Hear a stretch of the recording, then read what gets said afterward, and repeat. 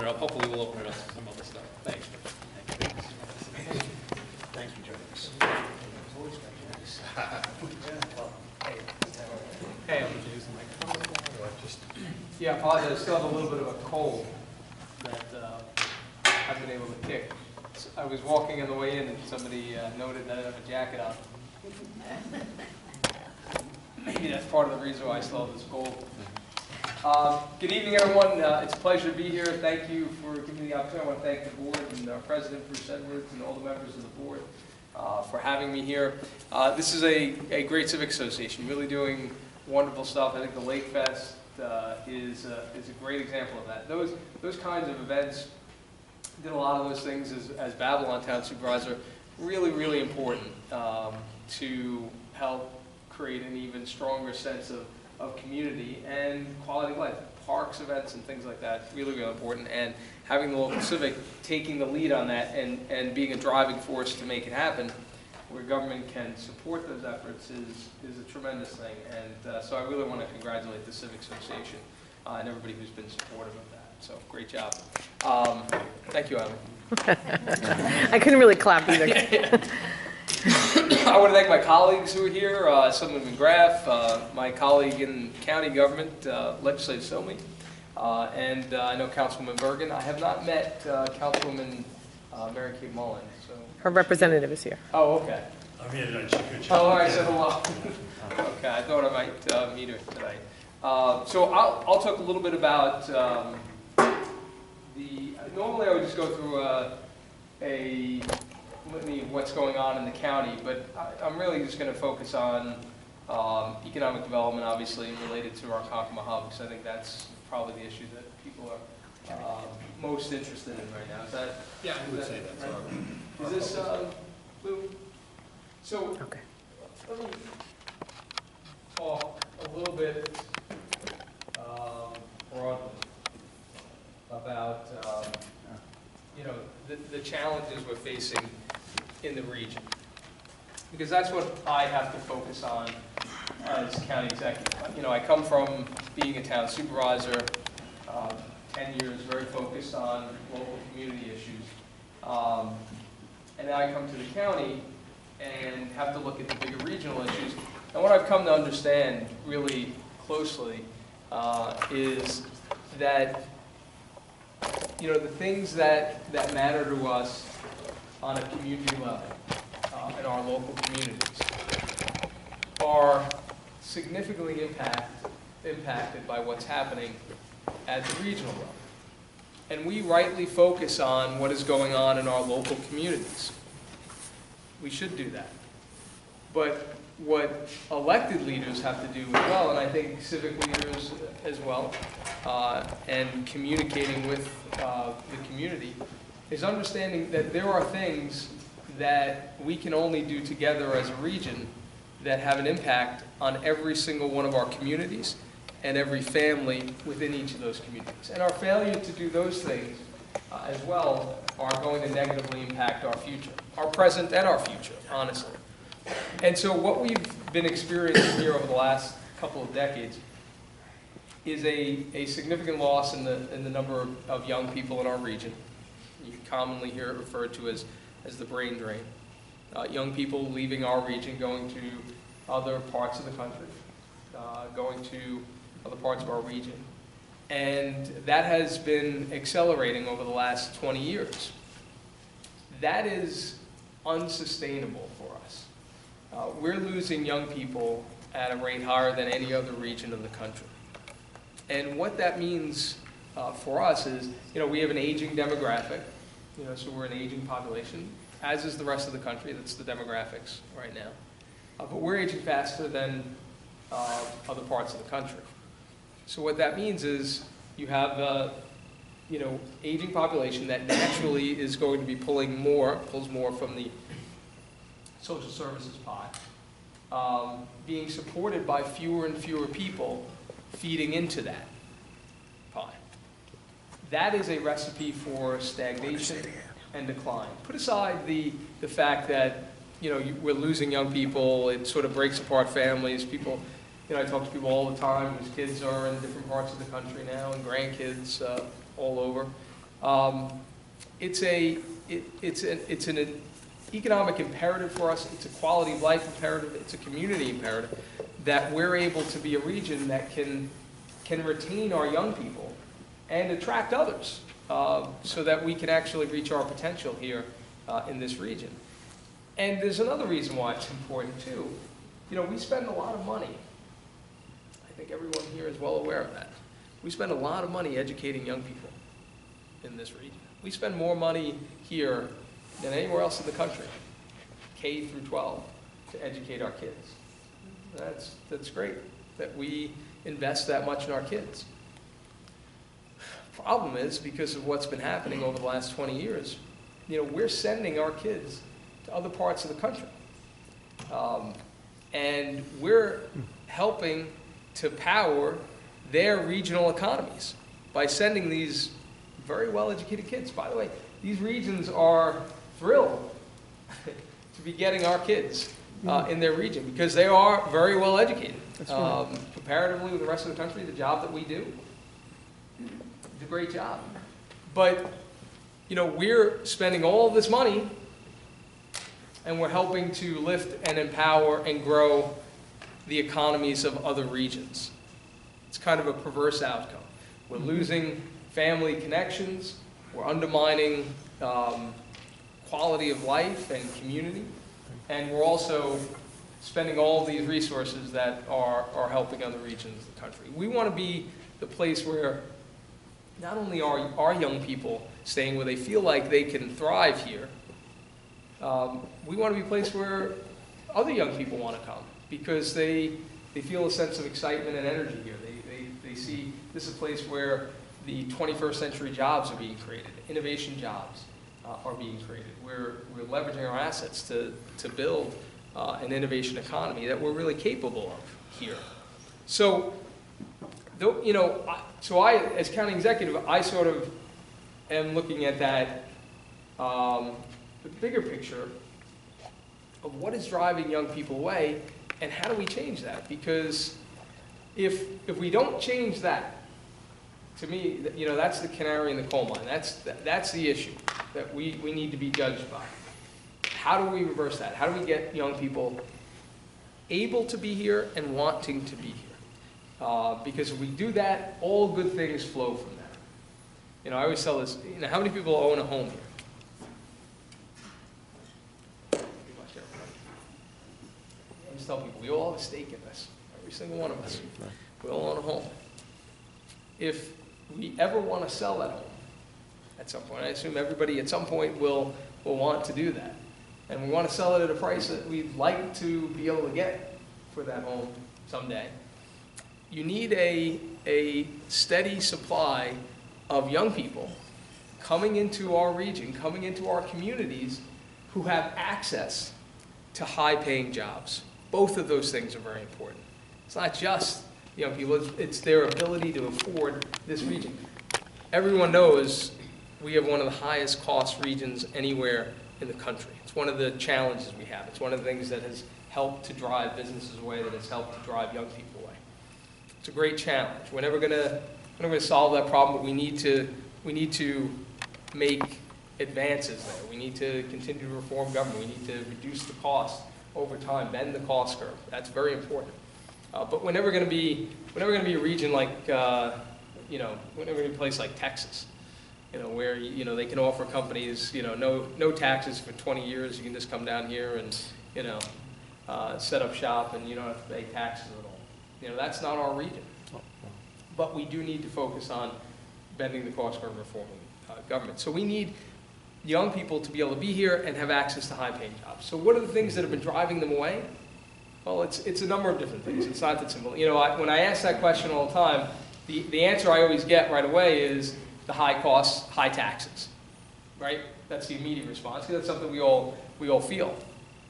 And there's no question about it, that is one of the main drivers. I say high costs, not just high taxes.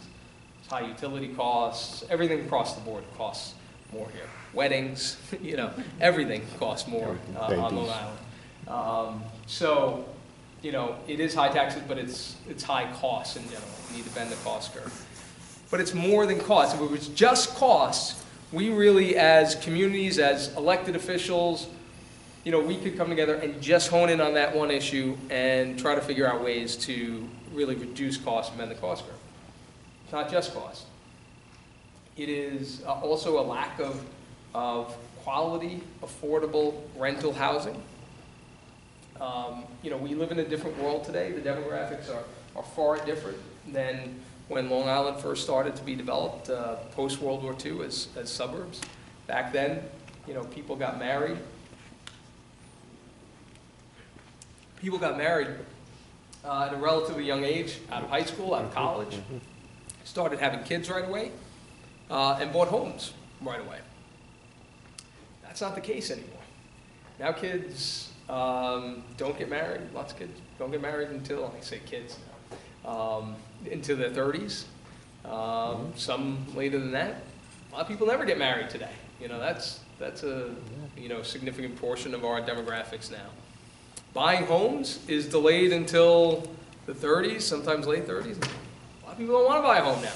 You know, so the world that we were built for here, where, you know, post-World War II, we were really one of the places where people flocked to, the demographics changed over time, and we never really adjusted in any way to those changing realities. So what you have today, and it's one of the reasons that it affects young people, they get out of college, where do they go?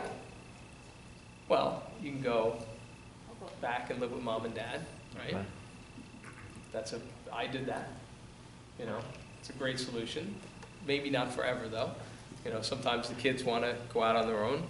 Sometimes the parents want them to go out on their own at some point.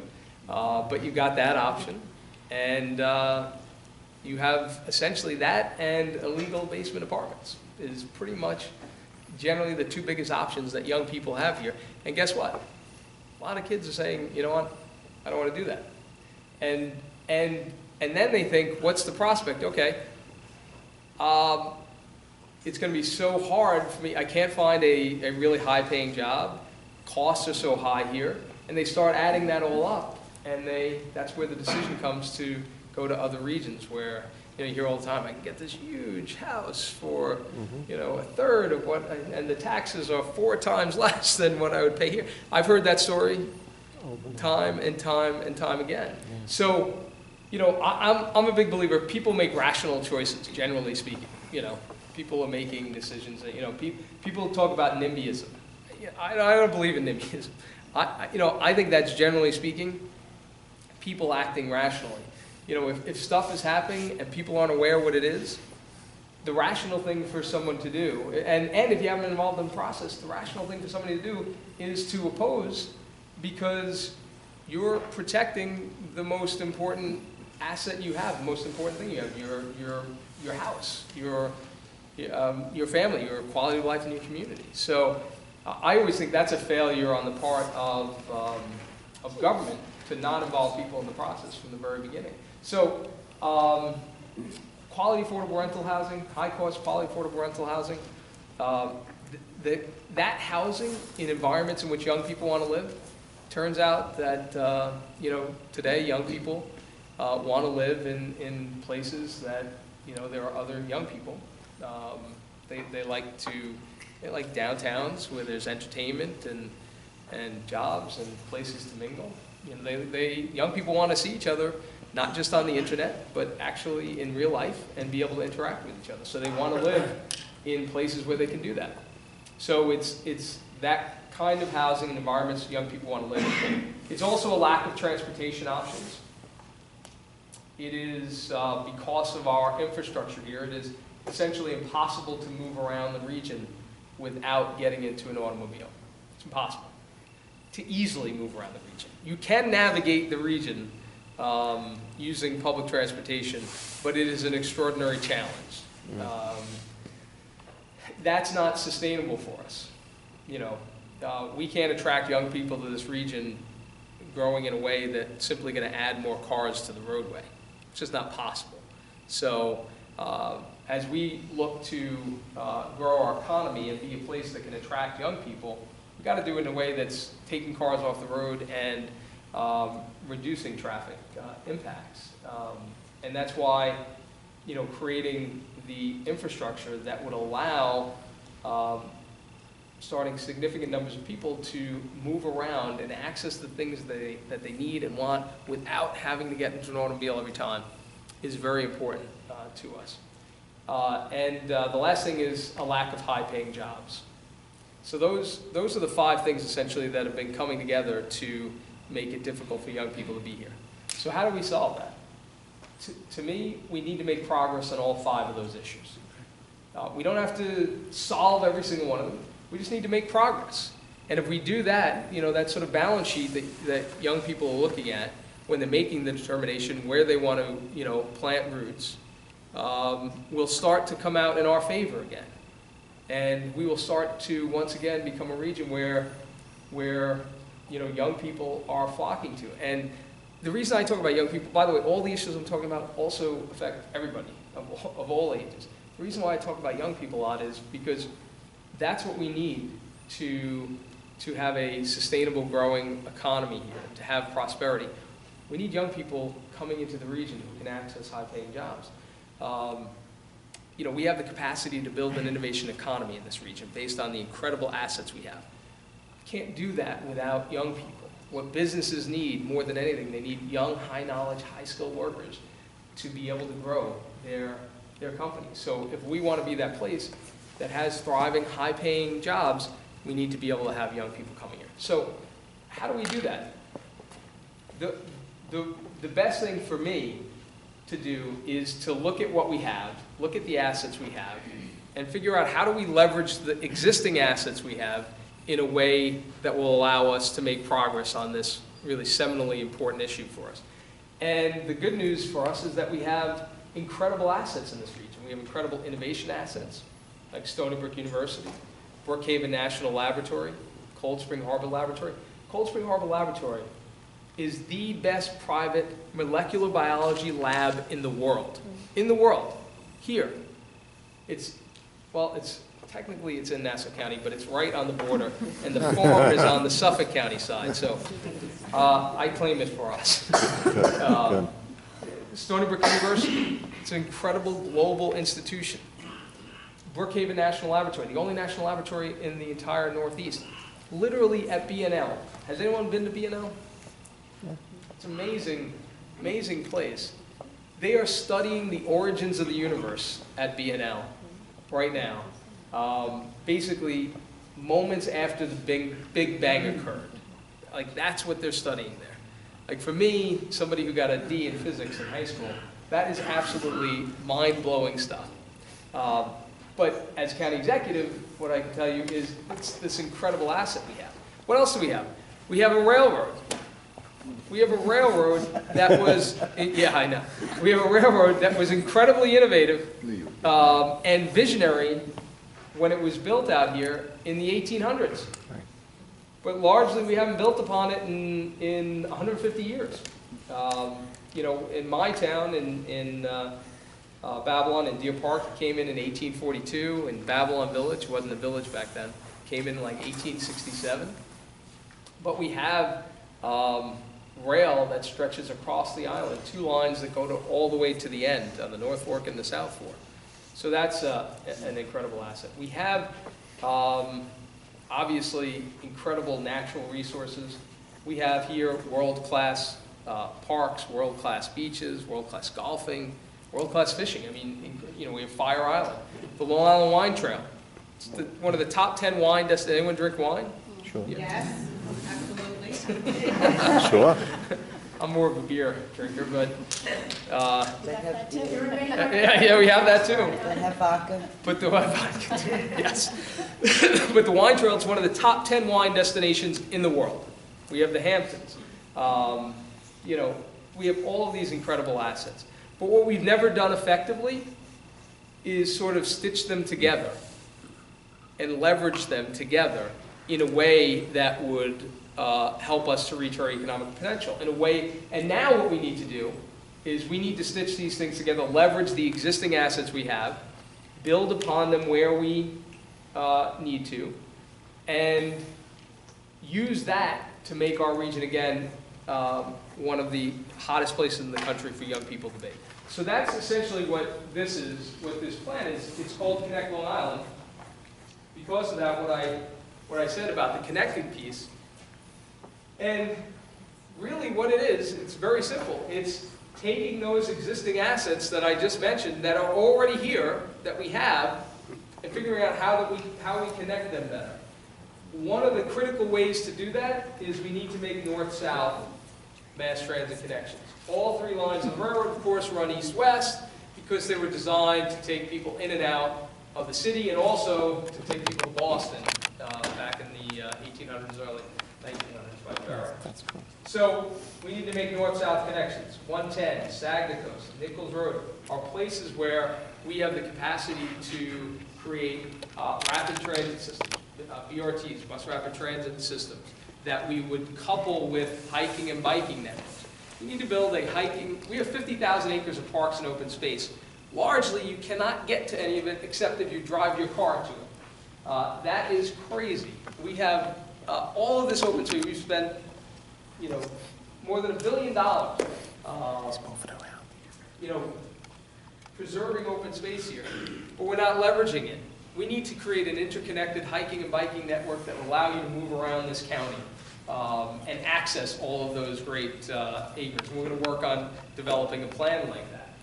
But a key part of that is as you create rapid transit systems north-south now, and now you start to connect the three lines of the railroad, you also have hiking and biking networks. So on the Nichols Road corridor, for instance, you have, of course, the Stony Brook University stop on the Port Jefferson line.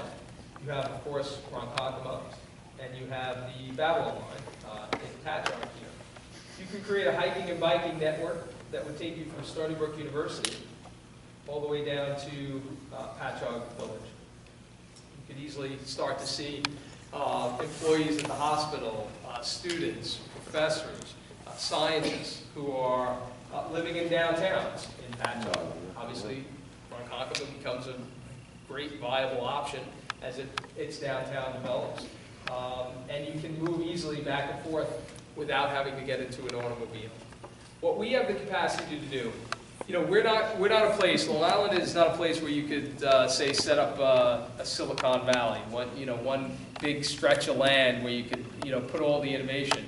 And by the way, the places like that, Silicon Valley, other places, they're trying to move away from and become what we have the capacity to do here now, because we would be essentially doing it right now. And that is to build out a series of innovation campuses. Not one great Silicon Valley, but all of these great downtowns that are either existing and revitalizing or developing around train stations where young people want to be, where they can access the transportation they need, and where we can put those jobs, those innovation jobs. Because guess what? Businesses want to be in places that have those environments because that's where young people want to be. And they also want to be in the places where they can easily access the transportation that connects them to as many people as possible. So as these connections become greater, it becomes more attractive for businesses to locate here because they now have the ability, through transportation, for people from throughout the region to be able to have jobs here. So right now, we send people in the city to go work, but it's very difficult to send people back to work. That makes it a challenge for businesses to locate out here on Long Island. As that transportation system grows, it becomes much more viable for an innovation company, for a successful business, to say, yeah, I'm going to locate here because not only can I employ people here, as young people are, moving into the region, into those downtowns, but I also know I can access human capital from across the region because it's easy to get here.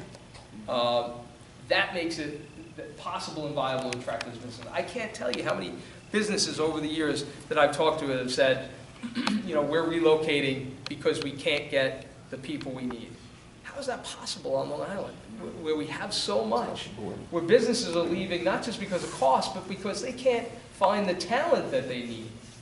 What does that say about what we're doing when we spend all of these resources to educate people. We have some of the best universities and colleges anywhere, and businesses are saying they're packing up because they can't access the talent they need. So the great news for us is we have the ability, based on our existing assets, to once again make this region one of the most attractive places in the country for young people. But that means we have to build upon those assets in a way, that means in our downtowns, those transportation assets, making those links in a way that builds out this quality of life ecosystem, this series of innovation campuses that will bring greater prosperity and greater quality of life for the region.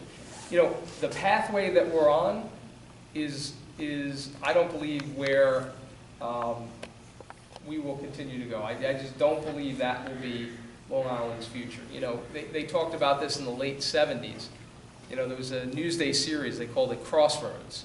And they said Long Island's at a crossroads. And, you know, if we continue where we're going, you know, we're going to harm the environment, we're going to lose young people, businesses are going to flee. Guess what? All the things they were talking about in the article have only gotten worse since then. It's true. Because, honestly, we have not made any adjustments since that time. Well, the good news here is, you know, we've got civic leaders, community leaders, who are vested in having the conversation, working through the issues.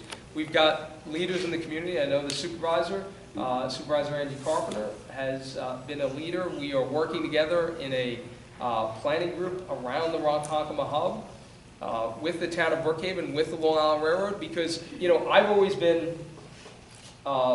been somebody who's worked on community revitalization, downtown issues, but I've always believed that the starting point, where you have to start, is with the community itself. They need to be at the ground floor working on what those issues are. So in the Ronkonkoma hub, you know, I know obviously there's some difficulties here because, you know, the train line divides two separate towns, and that's typical of Long Island, where traditionally we haven't liked to talk to each other too much, and we're now working to break down those walls so we can actually talk and communicate and work together and coordinate together.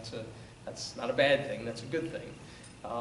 And you know, here, so you've had the project moving forward on one side, but not a lot of activity on the south side, or thought. And you know, when I came in, we were talking about the sewer plant on the side. So you know, you're going to have the sewer plant on the ISOP side, but you know, the cool downtown on the Brookhaven side.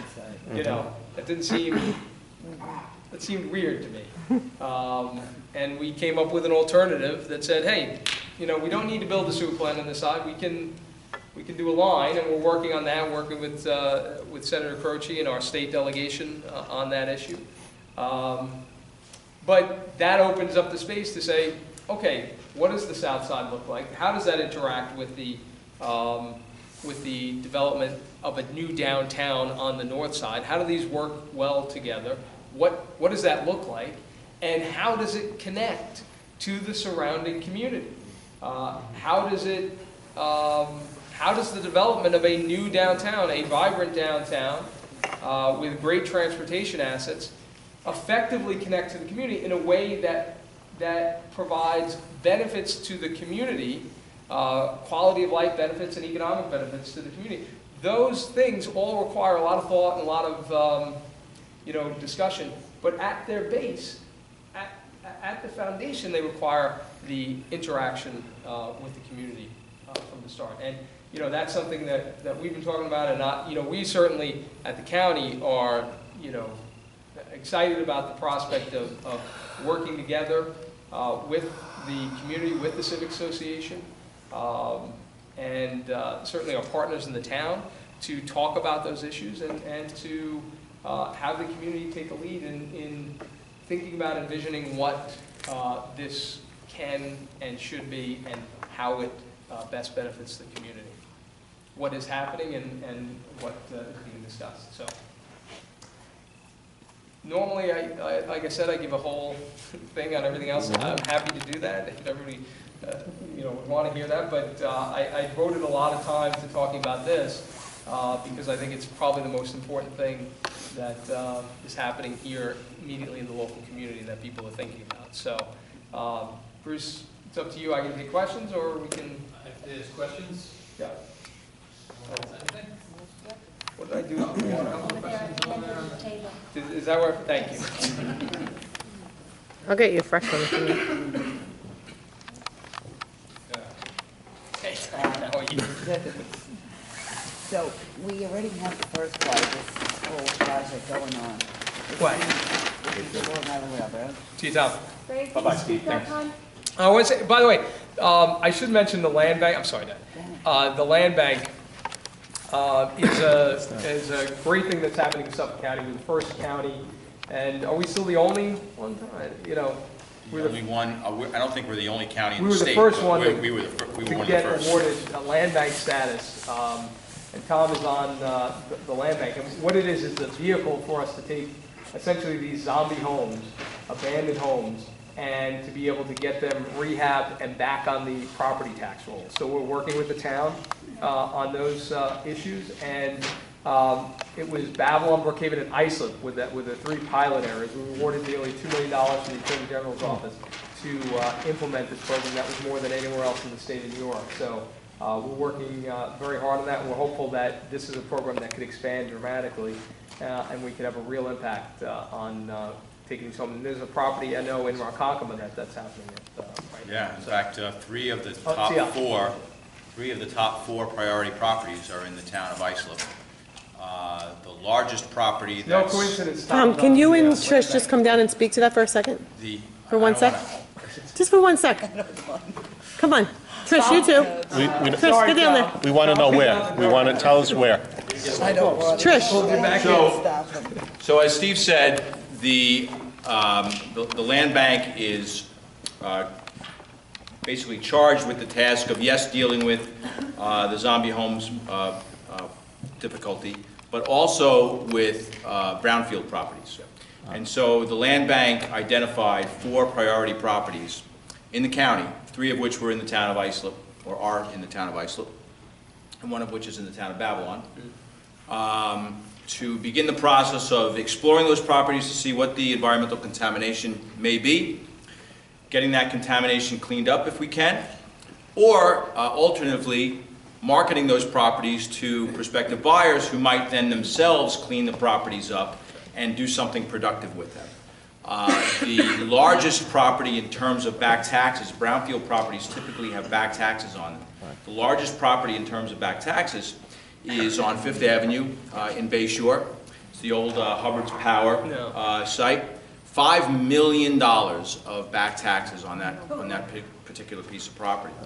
And so we've worked through over the past year and a half or so all of the legal machinations of developing a set of protocols for taking the properties and then for marketing the properties.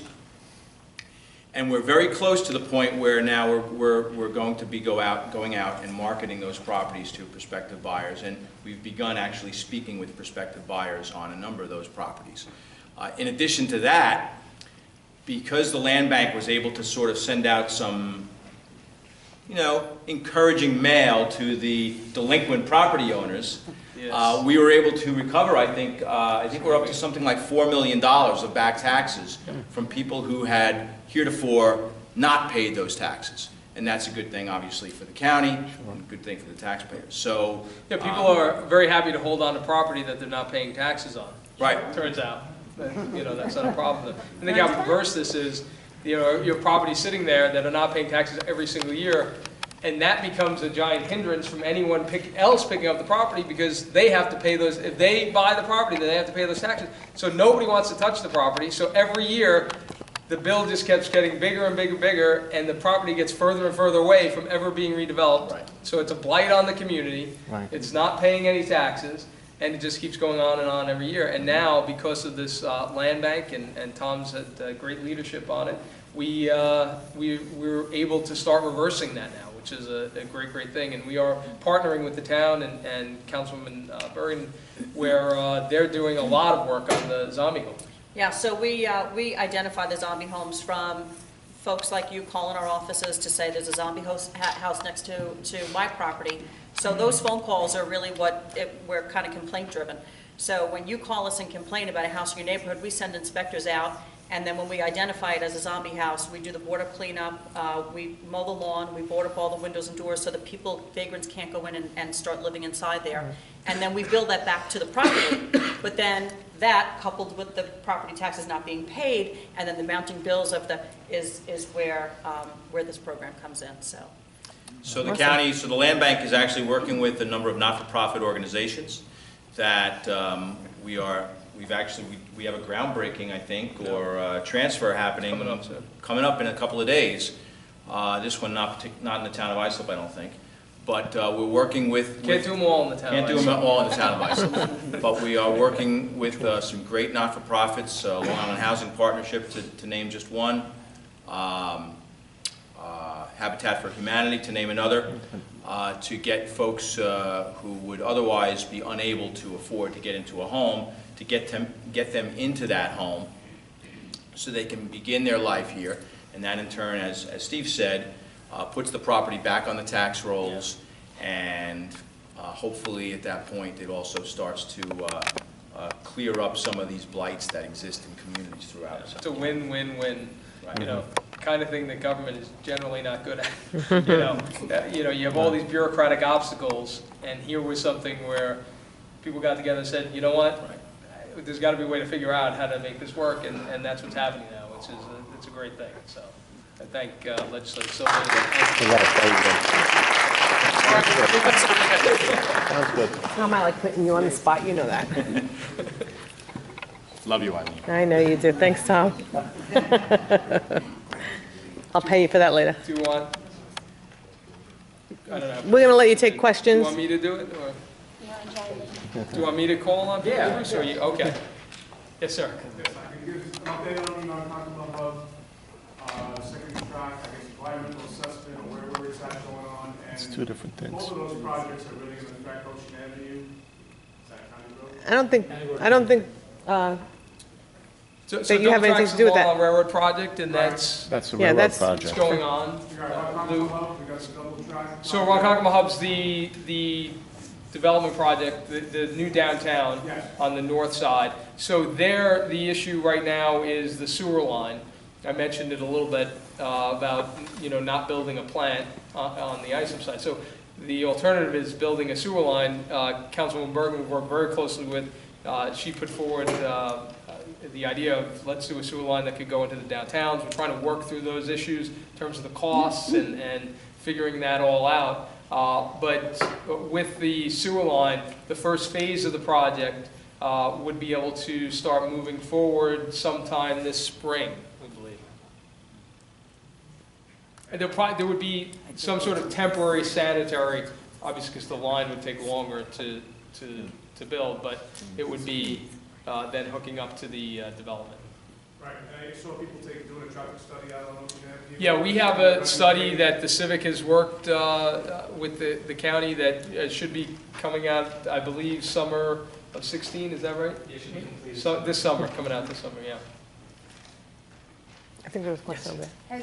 Has there been a definitive answer as to which way the sewer line is going? No, not yet. Okay, TriTech was here and represented that it was most definitely going to Islandia. I heard that, yes. Yes. That's not the case.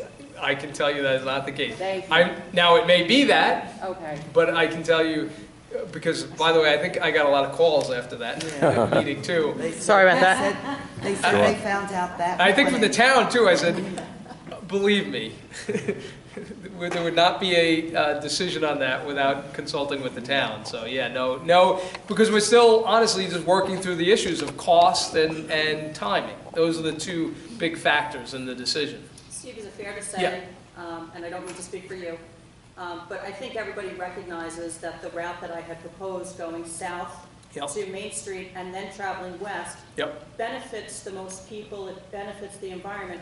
The difficulty for the county and for the developer is that it doubles the price of that sewer Right, it's line. cost. So, Cost factor. that's exactly right. So it's cost and timing. It's also probably, the timing is longer on that, so that impacts and that matters. But as you know, or many of you may know, we've also said that water quality is one of the top priorities of the administration. We've had a devastating impact on our water quality in this region for decades now. And we've said we need to reverse that decline and start moving in a different direction. You know, water is everything to us here. Without protecting our water quality, we really can't have a vibrant future. So that is critical. We've gotten some great news partnering with the state of New York, Governor Cuomo, federal partners, Congressman King, Senator Schumer, helping to secure dollars, $383 million in water quality infrastructure, more than we've seen in 40 years, will hit 4 river corridors: Calls River, Connecticut River, Patchogue River, and the Forge River. So that'll have a huge impact, but it's just sort of the tip of the iceberg of what we need to do. The sewer line that the councilwoman is talking about, that you would run to connect the Ronkonkoma project, potentially then could connect other downtowns. That main could connect other downtowns and could connect homes. But there is a lot more work that needs to be done in order to secure the resources and put together what is necessary, the programming that's necessary to make that affordable. Because we can't build infrastructure that is not going to be affordable for residents. And I'm not going to put forward programs that aren't going to work. So the other thing that we're going to need to do is we're going to look for continued infrastructure dollars from other sources, but we've got to identify infrastructure funding streams that would allow us to invest in quality of life, water quality infrastructure, as well as the economic development infrastructure that we're talking. Yes. Okay. No. Yes, Steve. Okay, I just heard about this Northeast Corridor study, which proposes to add 2 additional tracks from Manhattan to Ronkonkoma, 3 stops, Jamaica, Nassau Hub, and Ronkonkoma. From there, heading north across the Sound into Connecticut. A tunnel under the Sound. A tunnel. Yeah. How would it get from Ronkonkoma to the Sound?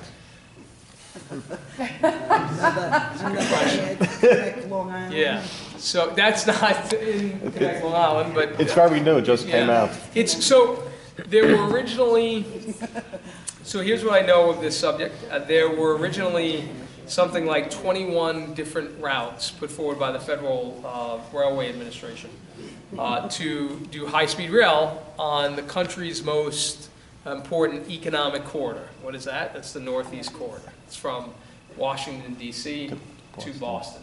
Right? So economically, the most important corridor in the country. So high-speed rail. You know, right now, we have the opposite of high-speed rail in Amtrak. It takes a very long time to get from one place to the other. What, of those 19 or 21, something like that, lines, one of the 19 crossed Long Island. All others bypassed Long Island. It got down to 3. One of the 3 is the line that would cross into Long Island. Now, people have talked, you've even heard these discussions just recently in the last couple of weeks about connecting Long Island to the mainland other than by, the Midtown Tunnel, George Washington Bridge. Another tunnel. But not by a bridge anymore. It's always been the plan has always been to build a bridge over the Sound. That's not happening. No. It's just not happening. No. But tunneling technology has developed dramatically. I mean, the cost of it, it's still obviously very expensive, but the cost of it have gone down significantly.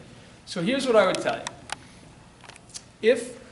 If high-speed rail does not bypass Long Island and does cut across Long Island and create a connection to the mainland through a tunnel under the Sound, what it would do is effectively you could get from Ronkonkoma to Boston in a little over an hour. That beats flying. Exactly. That's competitive to flying.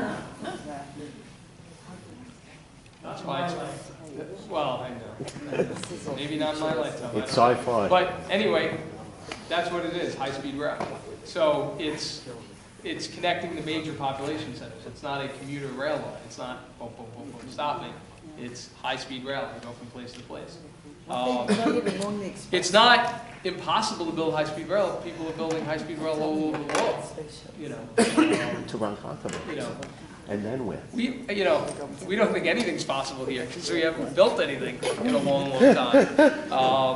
But you know, we used to be the place where you built amazing things. You know, we were the people that built the craft that landed men on the moon. Lunar module. You know, this is where Lindbergh took off from.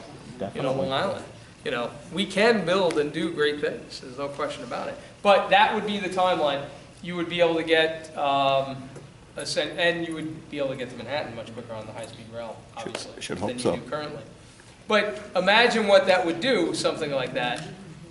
You would literally have, you could be a professor at MIT who lived at the hub. You know, you could have an apartment at the hub and work at MIT or Harvard, or you could live in Boston and commute to Stony Brook or commute to BNL. That's true. Commute That's true. to Boston, you know. You had one more question up there. Lisa? Interesting Anyway. concept. That's what I know. Very futuristic. Lisa had a... Futuristic. Futuristic, right? It's really, you know, I know Jetsons. By the way, Jetsons is coming. Jetsons is coming. It's Guess what? sci-fi. In a few years, saw the hover cars. we talked about this. You're going to have self-driving cars. You're going to have the ability. You're going to go online. Oh, they have them This now. you're going to see in your lifetime. They have them now. You're going to I go. can't get to the east side of Manhattan in my lifetime. That may still be true. Beam me up, You're Scotty. going to be able to go in a car that you're not driving. So you'll literally be able to go online at night. You can go online at 1 o'clock in the morning, order a car. It'll drive itself to your house, like 6 a.m., pick you up. It'll drive you to where you're going to go, and then it'll drive itself back to wherever it came from or to the next stop. I mean, No, I just saw it. I What's just saw a that? hover I saw car. the Google car. No, there's a hover car. It's an aircraft. It's a they're drone. doing it right now. They're doing the drones right now. Did you see that? The They are. drones. They're doing it. The Google car that had a problem. Talk about Jetsons. They're going to sell, purportedly, in 2017, starting to sell the flying car. The flying drones. I saw them. The one-person drones. Yeah. George Jetson. Wings pop out. They do- Get the roads. We don't need road work. Roads, what are Let me roads? just say this. Like, we are living, the past does not define what's going to happen in the future. Here's what I'll tell you on that. We are living in one of the like hinge moments in human history where things have Definitely. changed dramatically. The world is changing more rapidly every day than at any time in human history. And you can say that statement every day thereafter, and it will be absolutely true. Because just like money compounds, you put money in a bank, and it compounds and grows, knowledge does the same thing. Innovation does the same thing. As the innovation grows, more innovation happens Not the as a stock result. market. So what we may see in our lifetime, honestly, by the way, with medicine, our lifetimes are expanding too. That's So- true. Science. I just have one last question. One last question for Mr. Bellone. Oh, by Trish. That was good. Yes, sir. Question. This all sounds very interesting. That sounds like a butt in there. Yeah, it's- But, It all sounds very interesting. I also understand that we're also talking about a international connection with the Islip Airport. oh, customs. What is all this, what is the town doing about, we have young people here that are sitting here that are going to college and be graduating in 4 years. Mhm. What is the town doing about keeping what we have here now and bringing other businesses in now? Well, What are we doing about that at this Yeah, point? so, you know, we do that. The town has an IDA, Right, the idea. Industrial Development Agency, that offers incentives to The different town. individual businesses. The county has an IDA that does that. But I gotta be honest with you, I'm not a big believer in that sort of thing. I think that's, that's a losing game. where you're just, you're giving tax breaks and tax. It's important to do. By the way, we have to bring business in here. We can't keep young people if we don't have jobs. We're not growing out paying jobs. We have been doing that for a long time.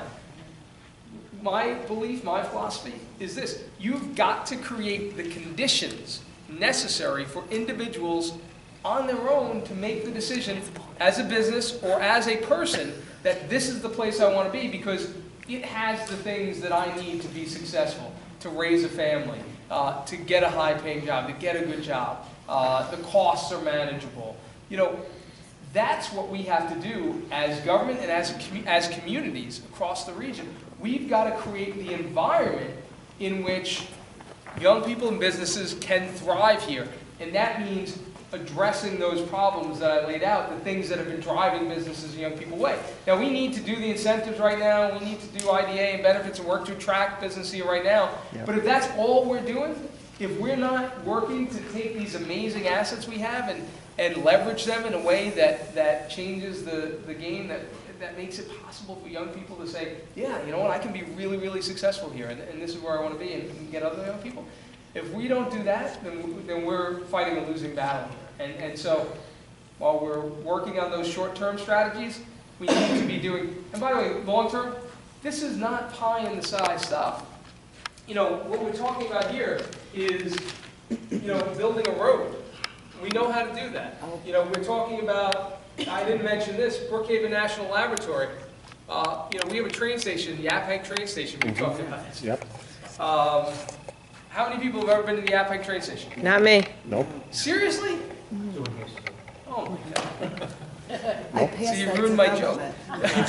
There's only 2 people. It's only about 2 people a year who use the Yaphank train station. It's very hard to get to. It's like right next to the Board of Elections. You have to go into a tunnel, and it's like a little shack on the side of the road. So we said, you know what? And this is a perfect example of our region. Maybe it would be a better idea, instead of having that station there, just move it a mile to the east and put it on Brookhaven National Laboratory property. Guess what? The tracks of the main line of the railroad run along the southern edge of Brookhaven National Laboratory property. Oh. So here we have this global institution where there are 4,000 scientists studying the origins of the universe, and we have the train station a mile to the east where nobody goes to. Oh. So now we can move that, just literally, it's just building a new station and the platform. The tracks are already there.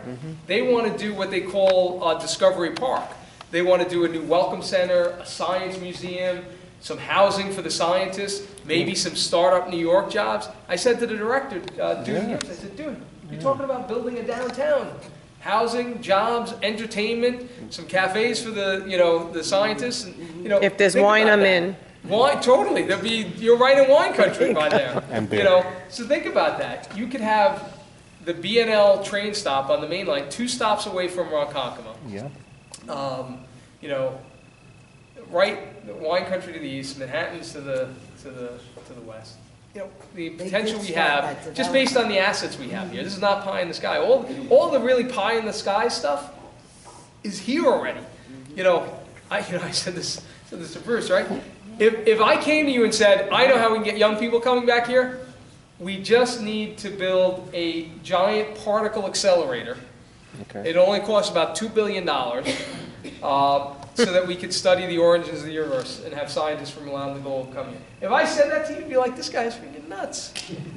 Guess what? That's already here. Yes. Stony Brook's here. Cold Spring Harbor's here. We already have 50,000 acres of parks and open space. We already have the wine trail. We already have Fire Island National Seashore. We already have the Hamptons. My God, how could a region that has all that be losing young people? You know what? I got to be honest with you. It's a failure of government.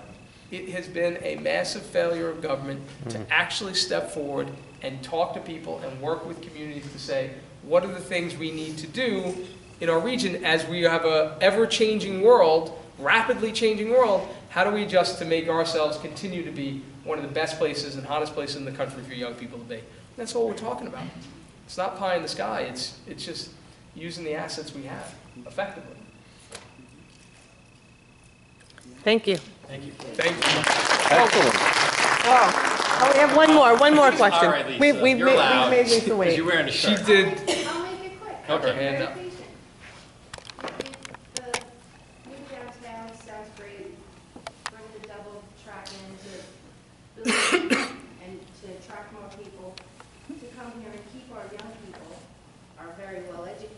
Yes. people here. That all sounds great. However, you give, the new businesses coming in, they get incentives from the state, they get incentives from county, Yeah. they get incentives from town. My taxes keep going up. Yeah. My salary can't keep up with the increase in LIPA and Yeah, oil, 100%. home heating oil, and car insurance, and everything else that goes into living here. Yeah. But let's bring all these people here Right. to build their new businesses. We got how many empty buildings Here, now? right, And so, they're building yep. huge buildings on Ocean Avenue. So, What's in it for us? here's, Basically, what's look, in it? here's the trajectory we're on, right? We're losing businesses, we're losing young people, you have obviously stagnation, we're not creating high-paying jobs. Over time, that's gonna continue to have impacts on property values. The demographics, the aging is going to continue to rise. That means more costs on fewer people who are paying those costs. That is the trajectory that, the things that you're feeling right now, those are the result of trends that have been happening for a number of years. The question is, how do you reverse those trends? How do you start moving on a different trajectory? And what I'm saying to you is, we have the capacity to do that, but we have some big challenges that are causing those trends to occur that we need to make progress on. How do we make progress on those challenges? Leverage the existing assets we have.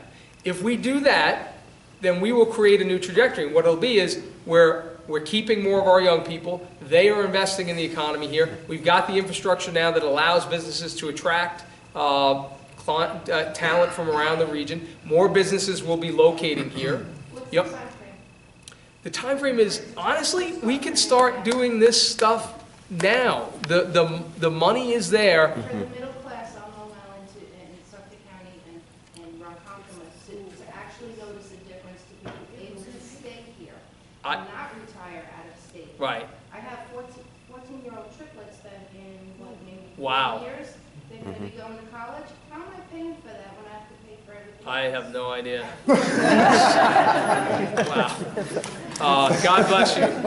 I have a 7-year-old, a 6-year-old, and a 3-year-old, and I've always said, I don't, people who have twins, I can't even imagine. You have triplets, so God bless you. Yes, yes. So all I would say is this. I wish I could tell you, I've never anything but candid. I don't make stuff up. I do not make things up so people feel happy just because I said something that's not really true. So here's the truth. I wish there was a way I could say the problems that I know exist and the problems that I see and the problems that have been building for years and years and years and years, that there was a way to sort of flip a switch and turn those things around immediately.